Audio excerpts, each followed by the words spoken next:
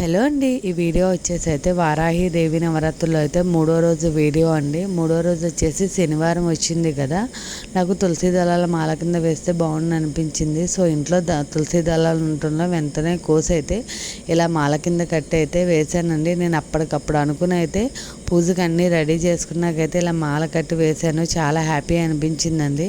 Next ఇక్కడ వచ్చేసి అయితే పూజ చేసేసుకుంటున్నాను అండి. నేను పూజ కూడా నందూరి శ్రీనివాసరావు గారిది అయితే ఫాలో అవుతానండి. ఆయనదైతే చాలా క్లియర్గా అనిపిస్తుంది నాకు. సో అందుకని నేను ఎప్పుడు పూజ చేసినా కూడా మోస్ట్లీ ఆయన వీడియోసే ఫాలో అయ్యి పూజ చేస్తూ ఉంటానండి. సో ఈ నవరాత్రులు కూడా అలా చేసుకుంటున్నాను. సో ఇక్కడ చాలా హ్యాపీ అనిపిస్తుందండి నాకు. ఈ 3 days నుంచి కూడా చాలా చక్కగా చేసుకున్నాను అండి పూజ అయితేను. నేను వారాహి అమ్మవారి పూజ గురించి కూడా నందూరి శ్రీనివాసరావు గారి ఛానల్లోనే తెలుసుకున్నానండి. అప్పటి వరకు అసలు నాకు అమ్మవారి గురించి తెలియదు.